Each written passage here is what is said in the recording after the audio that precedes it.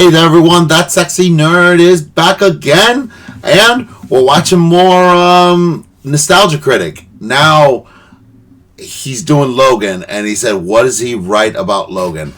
I seem to remember that he seemed to be positive about it, but I haven't seen the thing in a while, so I could be wrong. But, you know, it should be...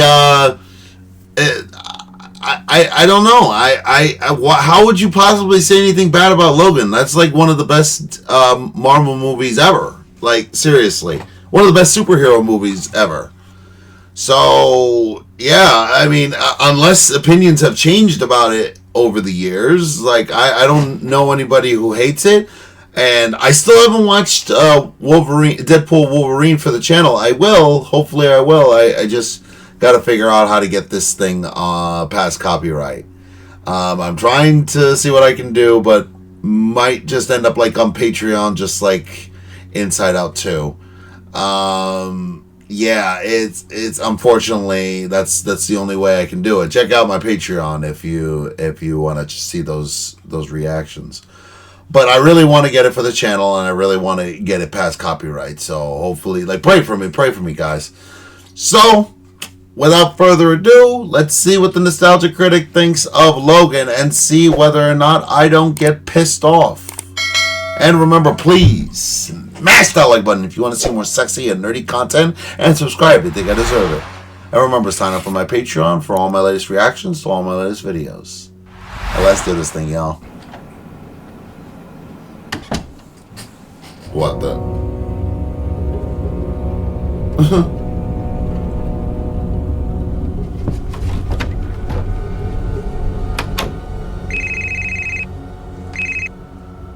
Hello? There's always something out there. What? My living room. There's always something out there. Some weird-ass freak, some bizarre scenario that ties into the movie I'm reviewing, and I just can't do it today. Hang on. Let me bring Malcolm in on the call. I'm already here. Ah! Gee, Malcolm, how'd you get in on the call? I'm always listening. Are we really shocked?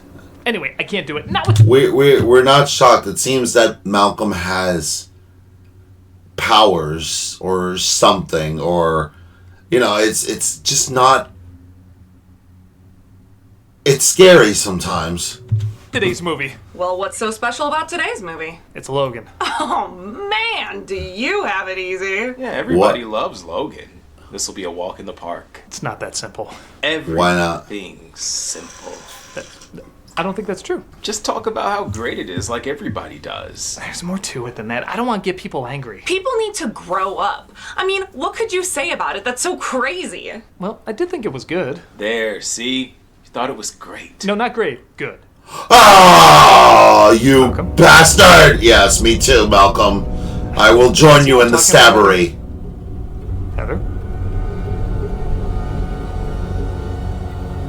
Malcolm, I don't suppose you can talk to her. Nope. No. We shall beat the shit out of you. I'm a Charles Xavier archetype, and I have some things to say about this movie. Hey, what are you doing? It has wheels, you dumbass. Pretty. We know that you're in here. Ow! You okay? Let me check. Yeah. Miss! Okay! You got me. Ow. Where's Tamara? So what's that wrong about Logan?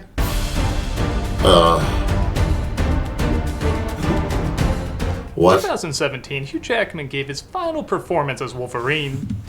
Yeah. With James Mangold's Logan. It made a boatload at the box office, and I liked it, but I don't think I got into it as much as everyone else. I kind of wondered if people What's wrong were with so you, buddy? obsessed because it did so many things people wanted to see an X-Men movie do, specifically in a Wolverine movie. It was dark, it was gritty, it was the first non-comedy X-Men flick with an R rating. They dropped the F-bomb everywhere, it was bloody as hell. It was an undisputably badass X-Men movie that was well put together and stuck the landing for a character that, by that point, an entire generation would have grown up with. Yeah. So, Why wasn't I blown away by it? Because you're an idiot. There No, are I'm kidding. several I things love that you. have changed since the last time I saw this in theaters over 7 years ago. One is, despite the tone being so badass, it was jarringly different, and I was holding out hope that some sort of consistent continuity would take shape in the X-Men movies, which I now know will never happen. No. Second, I didn't know much about the character X-23, but I do now. Third, I hadn't read the graphic novel was based on Old Man Logan, and I still haven't, but let's just judge it on its own. And fourth, maybe this is just a me thing, but I had a hard time following the story because too many people grittily mumble their lines, so I missed a lot of plot details. That's wrong with our water. Waiting flakes, huh? They're just not gonna let us leave. Cholos and a pull-out on people. Get down. Drink it. It's almost 100 years old. Chucking their cloned up super corn. Any different? Oh, shut up. What are you saying?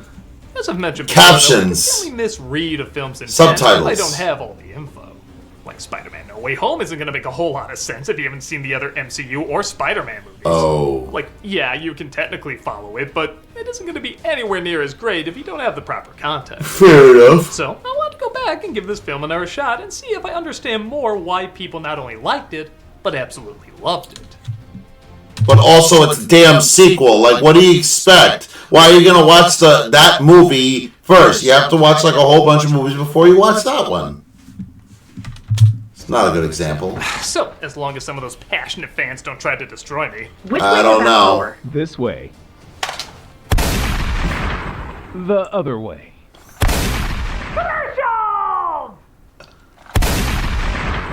Let's take a look at Logan. The film opens with a reminder why you don't say what year your future takes place in. As the series establishes, it takes place in the not-too-distant future. And this is the not-too-distant future of that not-too-distant future, which equals out to... It's 2029. Which, yeah, okay, kinda works now, but... math, What? man, this is gonna be dated pretty quick. Wow. What am I talking about? These movies do have the continuity of comic books. The film also makes it clear this is not your previous X-Men movies, with it being a lot more violent, a lot more gory, and Logan, played again by Hugh Jackman, dropping the F-bomb in almost every sentence he has for the first 10 minutes. That's I don't true. know any Gabriel, so get the Someone has a severe caca mouth. Do you know that? At first I thought this was a little weird, like it was trying to show off its R rating, but it's not like he hasn't sliced up people or swore before. Yeah. And I think it shows his world has been even more damaged than it has in the past, which, given his past, is really saying something. Hey, it's me. I'm in the car. Logan now drives a limo for a driver app service, in a world where mutants have been mostly wiped out by genetically modified food products made by a scientist named Rice, meaning mutants who consumed it can no longer reproduce. A bit more subtle than giant purple robots. Logan's approached by a man named Pierce, played by Boyd Holbrook, who says a lady named Gabriella might be approaching him and to call him if she does. You know, you got some buckshot in your door. I know what you're hiding, amigo. The old cue ball south of the border. Who is your dialect coach? The Minions? What do you want? Cooperate? I'm a fan, by the way. You'll always be my Gaston. He looks What? after Oh, Professor really? Xavier, played again by Patrick Stewart, who has some form of Alzheimer's, which Logan tries to keep under control with medicine. The new quesalupa from Taco Bell. Get it with chicken. Get it with steak. This is how every old YouTuber who's done a million sponsorships is going to talk in the future. Yeah. He has help from a mutant named Caliban, played by Stephen Merchant, who tries to keep him hidden, seeing how years ago one of his seizures wiped out not only a ton of people, but also his X-Men. Well, I almost died this morning. That seizure barely a minute. It felt a lot longer than a minute. I couldn't breathe. You're less affected. Again, a little weird a few films before they tried so hard to set everything right. Bring back the X-Men, save the future, that crazy Ratner killing him off, that's all done, only to show it was for nothing and they die anyway? Wow. Hell, even in that series, they killed off a bunch of them off screen and Yeah. nobody cared. Yeah. In Last Stand, they at least got a goodbye. It was a shitty goodbye, but they weren't given the Maitland treatment from Beetlejuice 2. I don't know. It's know. just so hard to imagine this and this are the same universe. It's not. That's what it's Like I supposed said, to be. consistency has always been a big problem with these films already, so might as well go mean and dark. And from a writing standpoint, I guess I don't really see a way around it. Logan needs to be one of the last mutants. He needs to be taking care of Xavier, and these films are famously overstuffed with characters fighting for screen time.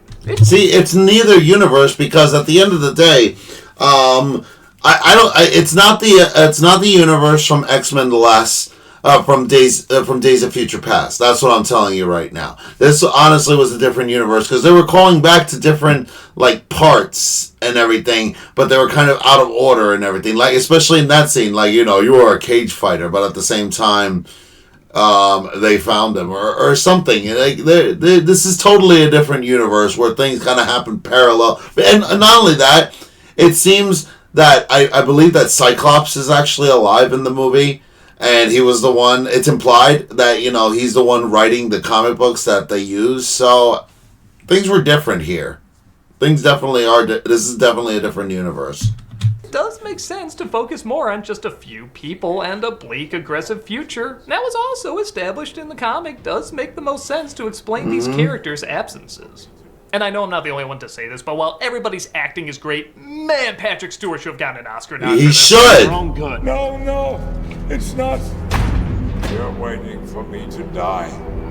It's a totally different version of Xavier that goes through a bunch of different mental states, but everyone feels real. This could have been an easy excuse to overact or go too sappy, but he surprisingly finds the believability and tragedy of this character. This is what life looks like. A home, people who love each other. You still have time. This so quickly could have become annoying, but the crankier moments are funny, the sympathetic moments are heartbreaking. Yeah. And all of it you buy. I know I said June, but I need the boat now. Logan tries to save up to get a ship so all of them can sail away, but Caliban's powers make him allergic to the sun. I hardly see myself cowering below decks like Nosferatu, making him spotted dick. How'd you know it's the name of the game Xavier and Magneto used to play when they were alone? Adamantium. He even has an adamantium bullet as he's aware his mutant powers are fading with age and he's starting to die. So he may want to end things after Charles is safe. No, you fool, that'll just make you forget the events of X-Men Origins. Actually, can I borrow that? Yeah, right. You're the only one that could help. Gabriella does end up approaching him, played by Elizabeth Rodriguez, as she's apparently on the run with her daughter, Laura, played by Daphne Keane. There are men after us, cross to Canada. Anyone can do that job. I'll give you $50,000. I'm the only one who can do that job. I got away from them, but now they know my car. Take us to this address. I can't go back to prison. I mean, season 2 was good, but they keep acting like prison is high school. It's not. It's prison. He eventually agrees, but it's too late as somebody has gotten to her and killed her. He makes his way back and finds that someone stowed away in his car. Logan! Who does this belong to? You kidnapped Dora the Explorer? Xavier says he's been communicating with her telepathically and that she's very important, but they'll have to talk about it later as more men arrive. Laura, though, doesn't take this sitting down. Nope. Well, she does for a bit. She has to finish her cereal. I mean, that's kid law. Laura. No. It was pretty smart working X-23 into this. Now that I know more about the character, I realize this is the equivalent of working Harley Quinn into the DC movies. It shows the legitimacy of animated shows originally seen as just for kids having a lot more for adults than many would assume. That makes it clear they shouldn't be underestimated. I also love watching this thinking there's no way they can get through that, and sure enough, there's no way they can get through that. You end up getting away, and Logan wants answers about what's going on. Who the hell are you? Does she remind you of anybody? Lucas Haas from Mars Attacks. And revealed she was part of a group of mutant kids trained to become weapons. Mars Attacks. Ladies and gentlemen, the actor who clearly had the most fun shooting his scene. Laura, also I think these kids all had a great time. His credit, that is very easy to believe. Wait, what? Is a clone of Wolverine, and to this actress's credit, that is very easy to believe. Yeah, it is. It really, really is. She's such a great actress. That was literally his contract for doing this movie. They're gonna make him do this till he's 90. Said there's a place called Eden up north that's supposed to be safe for mutants, so he tries to take her there. He finds out, however, she probably got the idea from, get this, an X-Men comic. Yeah. Read these in your spare time? Oh yeah, Charles, we got ourselves an X-Men fan. Okay. On the surface, this can sound really dumb, like the Double Dragon arcade game in Double Dragon. But they make it work. The mutants are practically extinct, and even a fraction of the stuff in the other movies happened. I would totally buy there be a comic series about this. Maybe even a cartoon where they represent Hugh Jackman properly by making him Australian. Get with it! The X-Men don't have room for whiny brats! Yeah! Charles has another panic attack. Why? Freezing everyone in place and slowly killing them.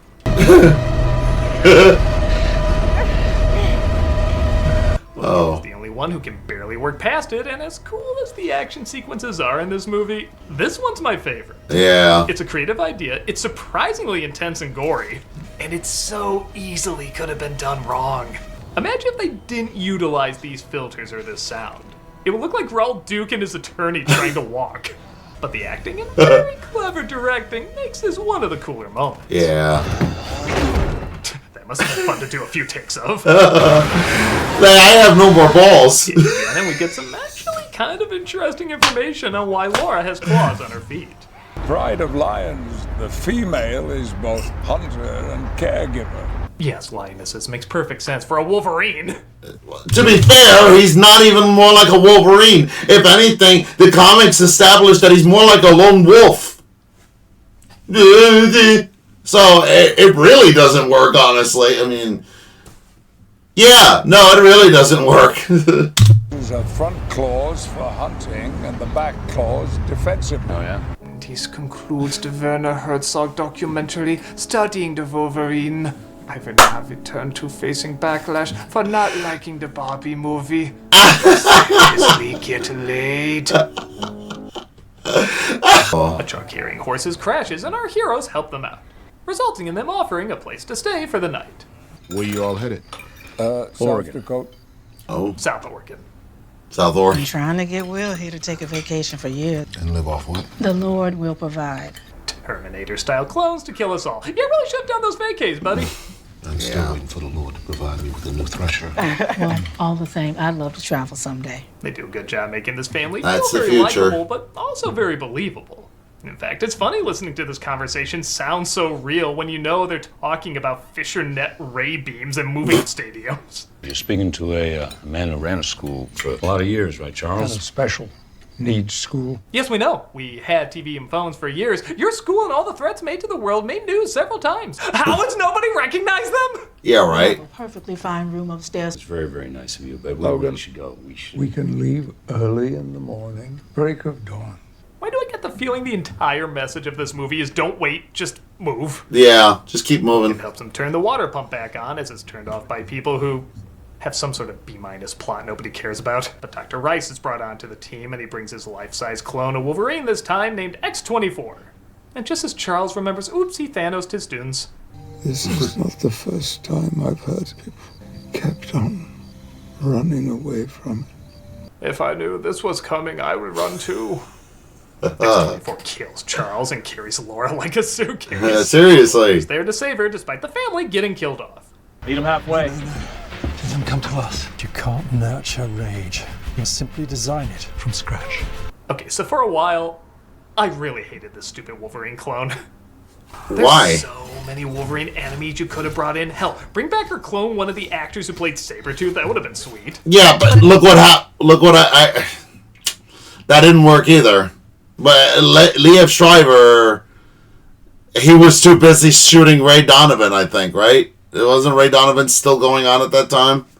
Instead, we get this dull, dumb, boringly psychotic animal version of it. And kind of out of nowhere, like, yeah, we see a little footage earlier, but you blink and you miss it. It's not good build-up. Like, it's a cool effect, but what, you just need to justify why there's two Wolverines in Marvel vs. Capcom? It feels underwhelming. Then I got to a certain point that kind of changed my mind. Yeah? I'll get to that in a bit. Okay. For now, Logan escapes with Laura thanks to Caliban blowing himself up. Beware the light. Right? I never lose weight on those things. Wah! And Jerry's one of the few remaining people who saw good in him. It's got water. It's got water.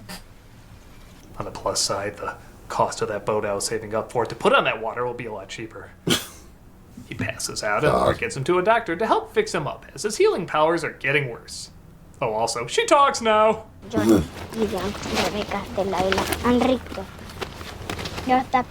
I found this a weird choice because we got so used to her communicating one way through silence and then out of nowhere in the last third she can suddenly speak.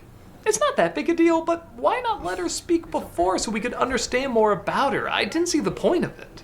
But here's where it weirdly connects back to X-24, and I don't know if this was intentional or not. I think Logan sees in both these clones what he could be. He's called Wolverine for a reason. He started out similar to an animal and had a strong connection with them. Hell, he even has a strong sense of smell. If he didn't encounter Xavier in his school, he may have gone that direction in the long run, given how long he's been around. With Laura now speaking, it could show she's becoming less animalistic and more human the more she makes a connection with him. So funny enough, both these factors I originally didn't like end up complementing each other and give Logan a reason to still help her despite him wanting to leave her behind. He's not only fighting the beast he could have become, he's helping the hopeful do-gooder he still could be. He agrees to take her to Eden, but he passes out when he arrives. It looks like her other friends from the lab are there, though, and they make themselves a temporary sanctuary. They even have a decent barber department. Not funny. That is not funny. That's the closest we're getting to a yellow cow moment in this movie. No.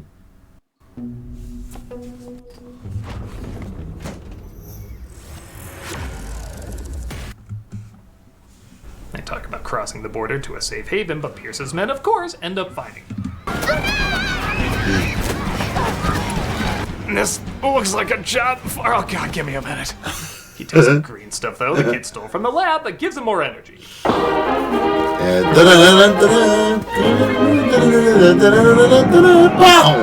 He meets up with X-24, though, and they all have a big fight. That's funny. Yeah, seriously. So much fun. This is where you kind of go, yeah, why couldn't these kids protect themselves again? Well... X-24 stabs the hell out of Logan, though. Now I'm gonna stop you from making Australia twice. But Laura uses the adamantium bullet to kill him all. Ah, my back! Still my back! You suck at this! Logan technically dies in his arms, and not only is the acting from both our leads great, but as I'm sure a lot of people point out from the last Wolverine movie, directed by the same person, he was told he would die holding his heart in his hands. You see you on your back. You're holding your own heart in your hand. It could be symbolic, though. Like, maybe a clone version of you that represents the heart of who you are. Stop beating. Oh, that part's a little tricky to explain. I don't know, just imagine it's Star Wars, then everyone will say it's not a big deal or it ruins everything. This is what it feels like. I like, too, he's almost happy it's finally happening. Like, he's seen so many pass away, and now that he's going through it, he's like, huh, it is just like DMT. A man has to be what he is, Joey. Can't break them all. The kids bury him, and Laura recites the lines from the Western she was watching the hotel earlier. Really good memory, by the way. That was like 9 sentences. Probably explains why she can speak. She also tilts the cross to form an X. Nah, you didn't need to do that. The X's in his eyes were symbolic enough. A stereo with Bye Bye Bye ready to play will be placed nearby in his honor. I heard about that. You haven't seen the movie. Logan, and yeah, it is better than I remember it. I'll admit I rarely got emotionally invested in the X-Men movies, so I kind of got a selfish mindset of judging them by how cool the mutants were and how many of them popped up. Now, even with that mindset, I knew this was a good film, but I think I did need a second viewing to understand why it has so much Why didn't you watch it more? It has a lot of tropes you've seen before, like the grouchy old hero who hates the world and a big person escorting a little person, but not only am I still a sucker for both of these tropes, despite them being overused, but they're also done just as well as the best movies that have used them in the past. Like I said too, I think I had trouble following certain details the first time due to some of the mumbling and audio mixing. And the tone compared to the other films did take a little getting used to, but I definitely see it more now. Because the movies are so uneven, you're not gonna get something that's absolutely perfect, but this one is pretty damn close. The acting is great, the atmosphere is strong, the action is cool. It is the first time we saw a serious X-Men movie go hard R, and it's a legit good farewell to a big screen version of a character many of us connected strongly to. Despite me missing the first time what made it so great, I can see more now why it's worth all the attention. Yes. Why did you see it before? In fact, I better call my coworkers and let them know my new thoughts on the movie. Didn't you shoot them? Heather? Yeah? Malcolm? Always listening. I get now why Logan is so great. I mean, I'm not gonna pretend it's like one of my favorite films or anything, but I do understand. Well, that's good to know. So, you can lay off trying to blow up my house. Oh, we weren't blowing you up over that. No? Dude, that'd be silly. We're blowing you up because your review of Joker 2 came out at the same time. Well, I didn't like it. What? You didn't despise it. That's fair. Oh. The new Quesalupa from Taco Bell. I really have to be tempted to watch Joker 2. I had no interest in watching it right now. The things that I have heard, it's so bad. Why? How did you screw this up so bad? Like, I know it was never going to be as good as the original, but why couldn't it be something? And if you couldn't handle a freaking musical, then why did you do one? Just because you had Lady Gaga in there? No, Lady Gaga can be a good Harley Quinn without singing her dumb ass off. Just, why? There was so much. You struck gold. But it's the same thing with the Hangover movies. All he does is every single time he makes a fucking sequel, it gets worse and worse. Should have never let him do a sequel. Never should have said anything. It was going to happen, but we all should have just said, no, we're not going to watch it. But we did.